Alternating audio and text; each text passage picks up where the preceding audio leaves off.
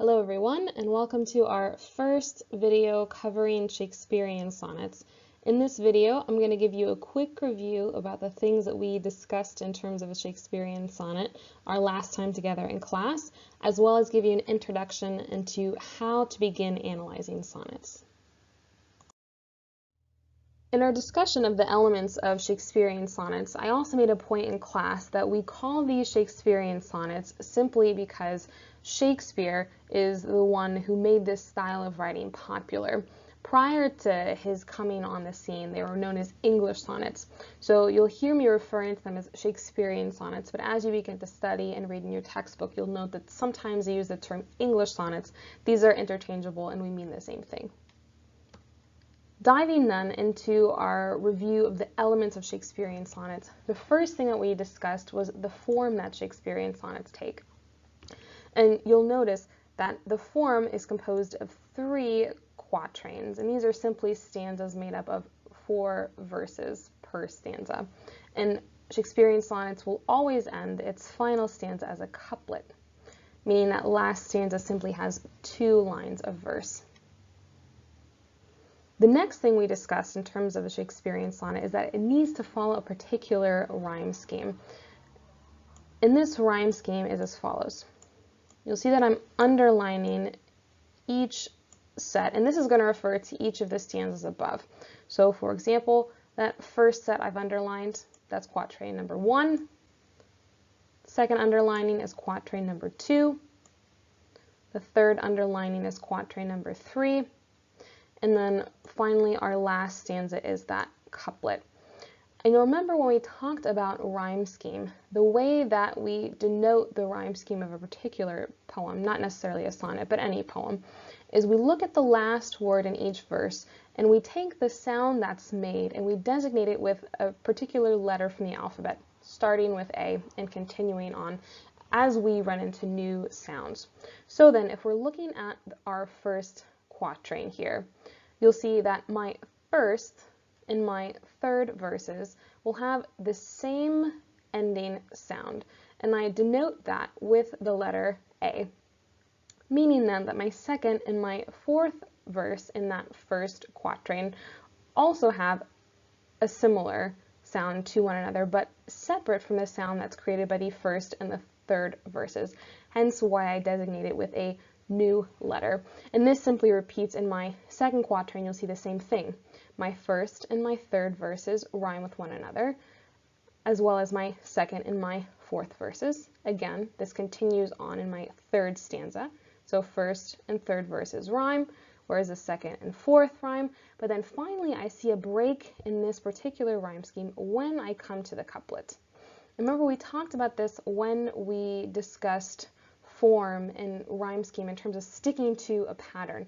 Whenever a poet deviates from a particular pattern being set, whether that's in the form that the poem takes, the rhyme scheme that it holds, or the meter that it creates, our poet is doing that on purpose. It's as if they take this huge highlighter and they're trying to draw your attention as the reader to this particular deviation. And here we're going to see that in Shakespearean sonnets, Shakespeare is drawing our attention to the couplet and letting us know that something is going on here that's of particular significance or importance. And he's doing this by changing that rhyme scheme. The last thing that we discussed in terms of the elements of Shakespearean sonnets is the meter.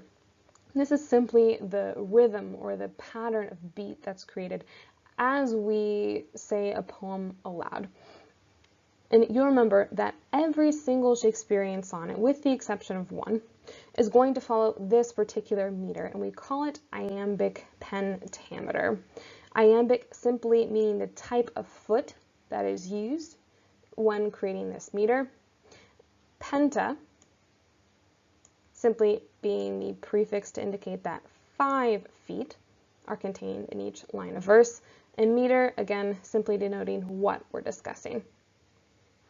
And as a refresher, I'll just give you an example here.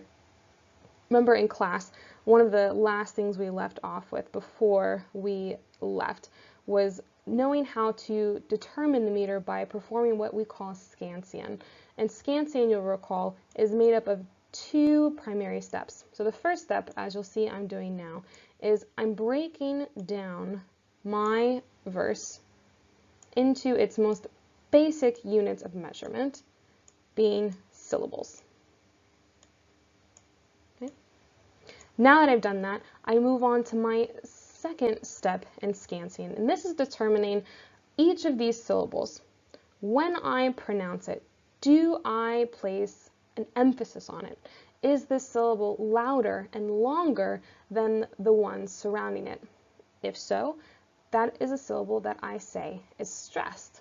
And we indicate a stressed syllable by this dash symbol here. The second type of syllable we discussed is what we call an unstressed. And this is simply the opposite of a stressed syllable. Instead of being loud and long, it's often soft and short. For example, here. This is the first verse of Shakespeare's Sonnet 18. Shall I compare thee to a summer's day? And you'll note that as I'm saying this aloud, there are certain syllables that sound softer and shorter than the ones that come around it. For example, the very first word, shall.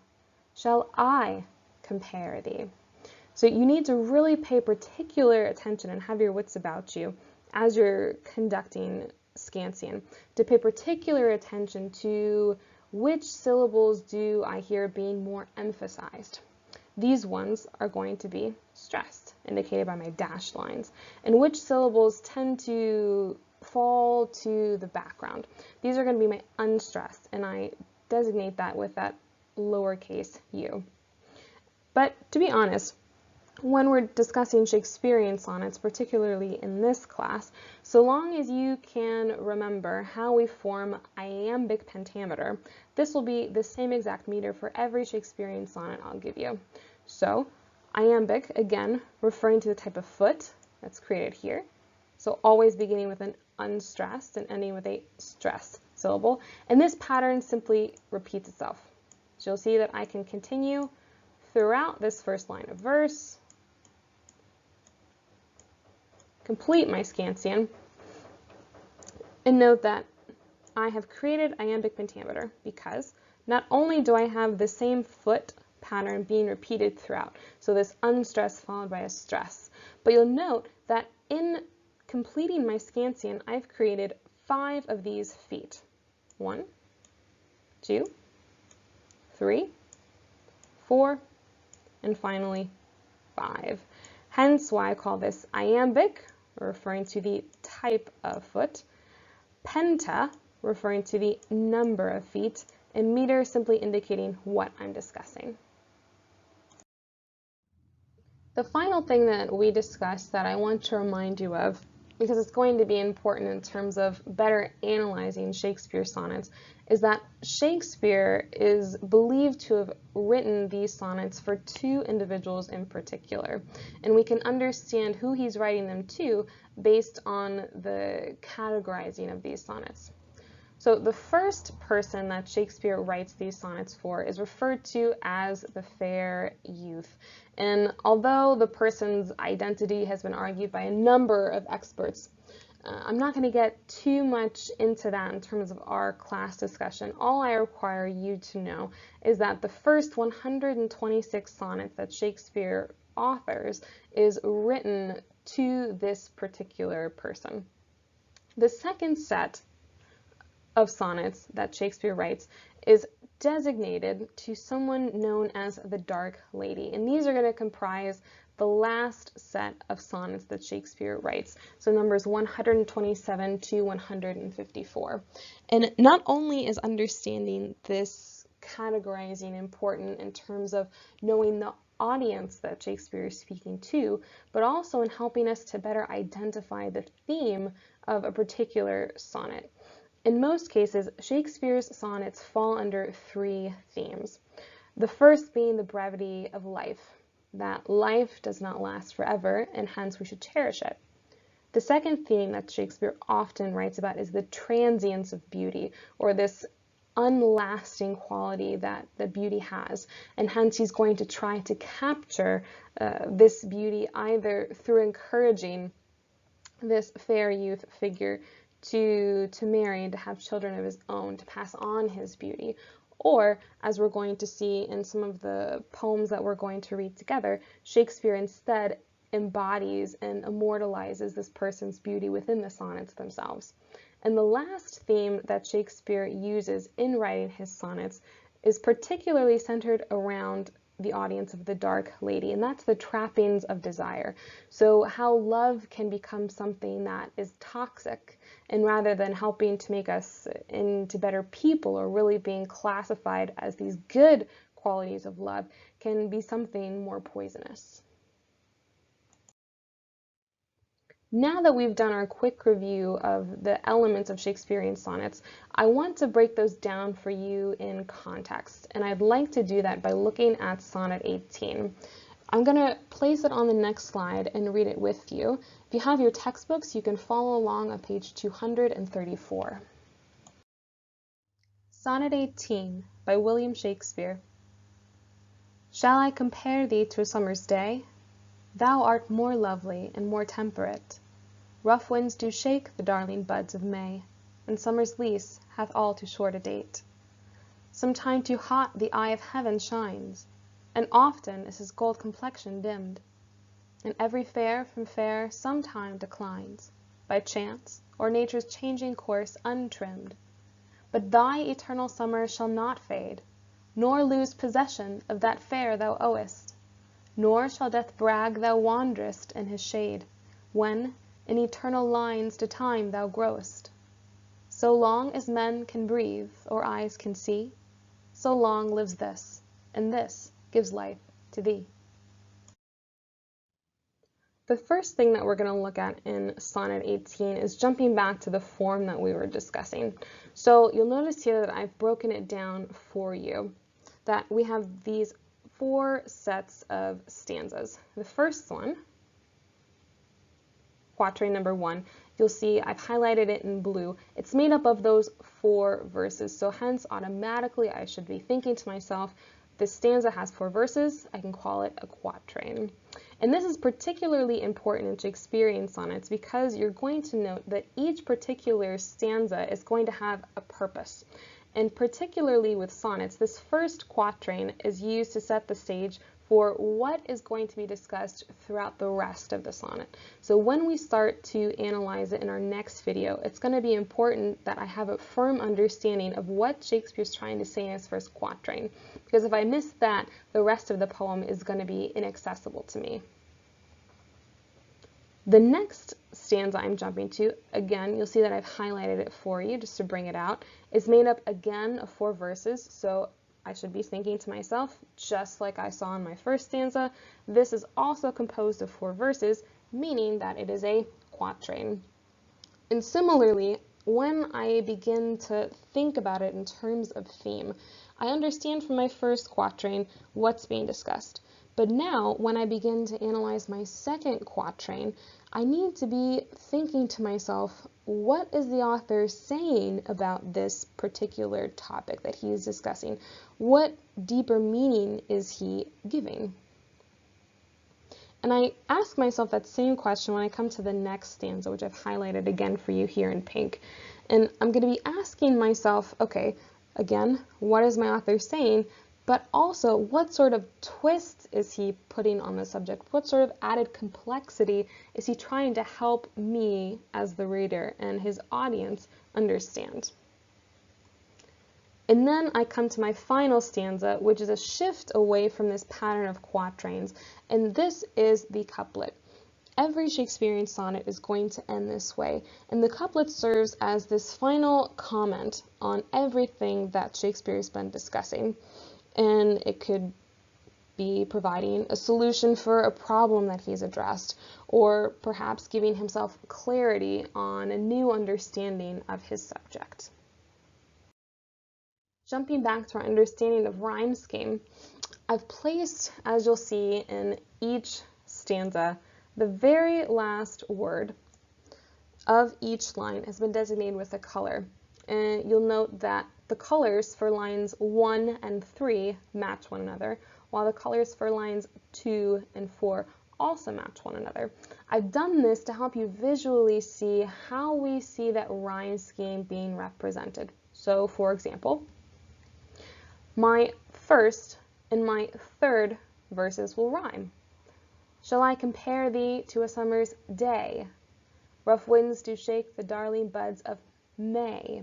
This same sound is repeated. So if I'm trying to designate the rhyme scheme here and I'm writing it immediately on the slide, I'm going to designate it with that letter A so that I understand day and May have the same sound, and I designate that with the letter A.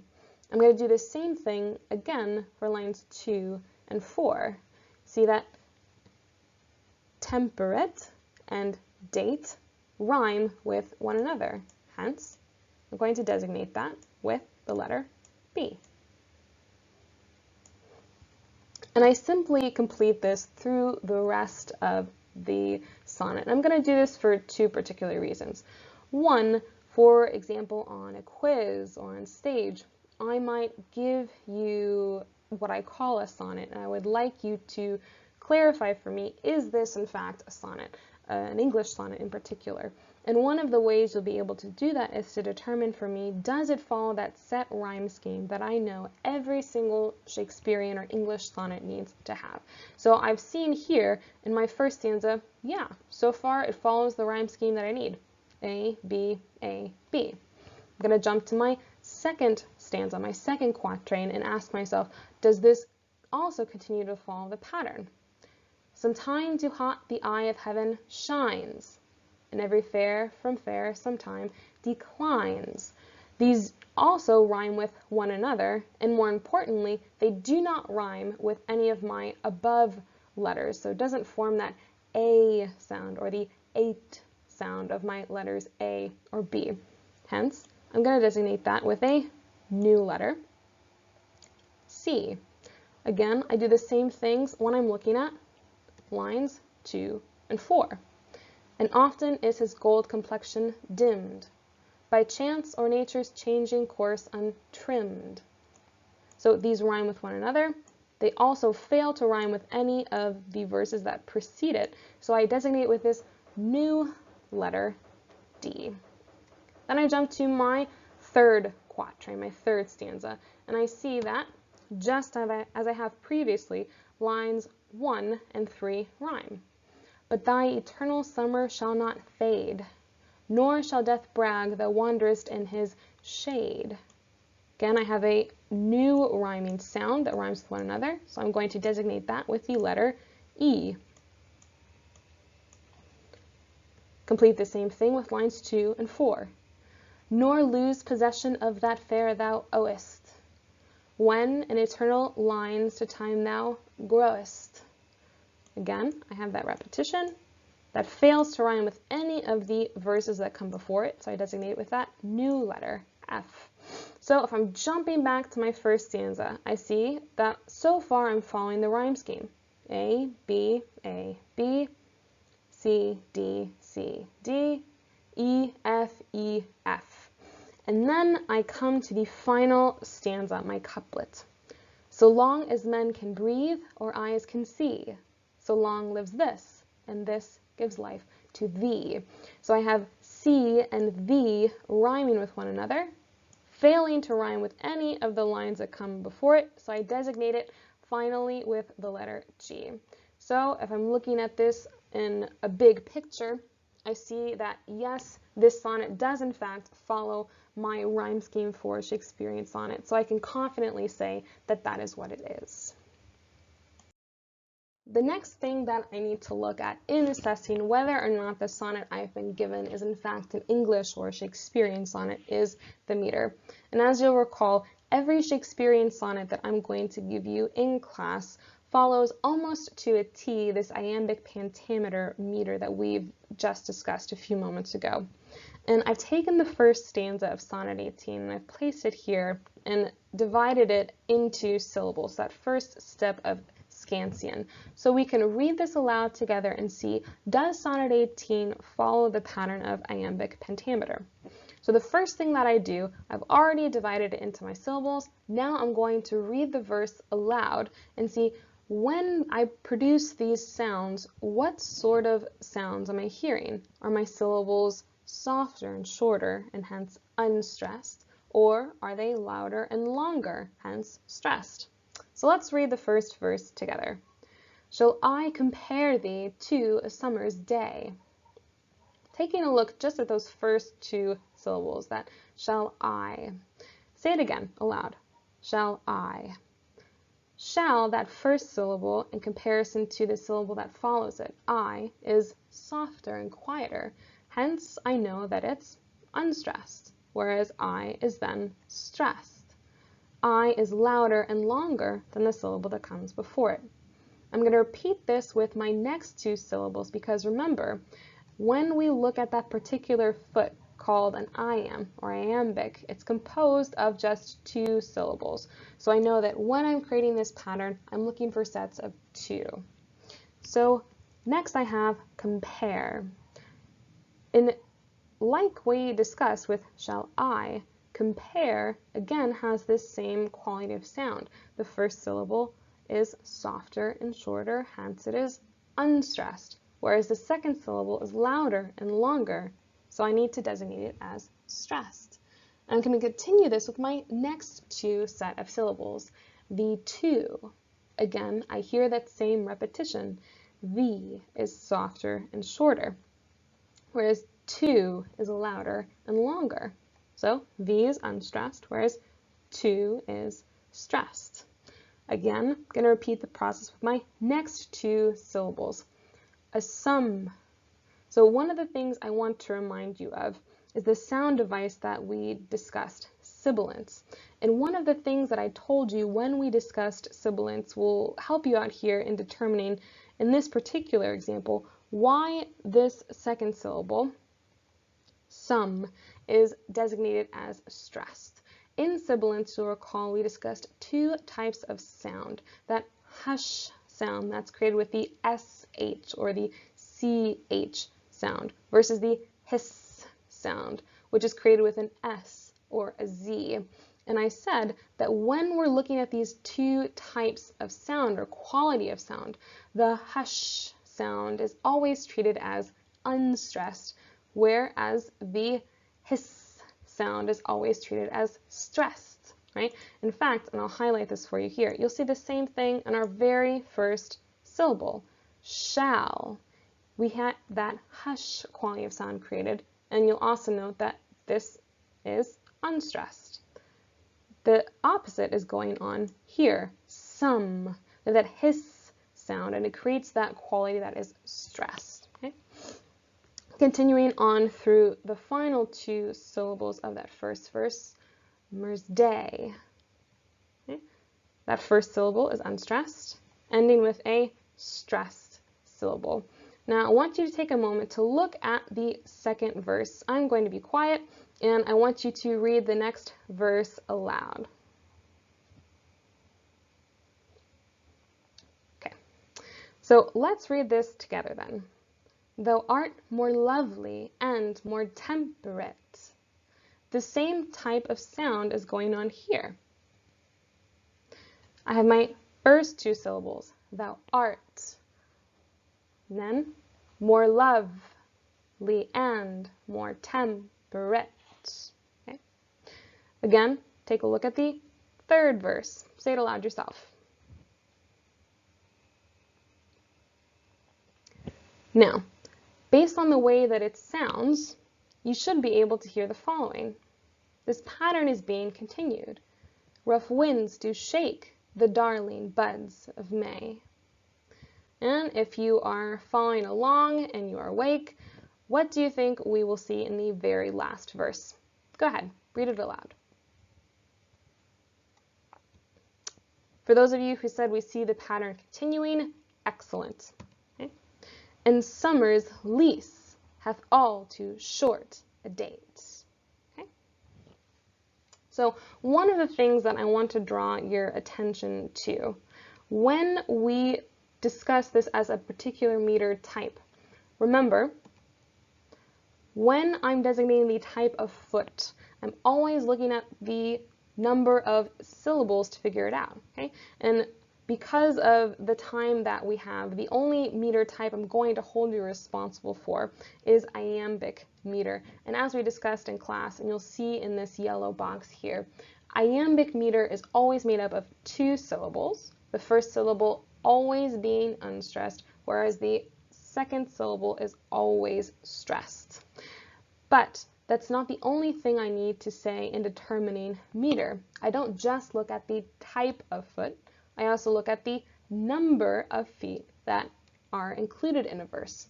And you'll see that I've given those to you here in these ovals, okay? So I'm going to, again, look at the total number of feet that I have. So I'm going to start with the left, and every time I have a box or a circle, I'm going to count. So I have 1, 2, 3, 4, 5, okay? So I know that I have these 5 feet, that these feet are called iambic, hence I have iambic pentameter. Again, penta being the prefix for 5. Okay, that is it for our first video together. Just want to give you a quick preview for what you're going to see in video number 2. So we're going to move on to analyzing Shakespearean sonnets, particularly in identifying the themes. Again, looking at those different stanzas and what each stanza is trying to tell me. And then finally, using my understanding of literary devices, so including sound devices and figurative language, to help me better understand what is Shakespeare trying to tell me. And we're going to do this by particularly looking at Sonnet 18. And you'll remember that I said that those first set of sonnets, so numbers 1 to 126, most experts say is dedicated to someone known as the fair youth. But Sonnet 18 in particular is very interesting, as you'll see in the meme to the right, that some experts also think that perhaps the intended audience is not this fair youth at all, but in fact Shakespeare's son who died prematurely. So we're going to analyze that together in our next video. Feel free, if you have any questions, to leave them in the comment section below, and I will do my best to respond to those in video form as soon as I can. Thanks guys for watching, and see you soon.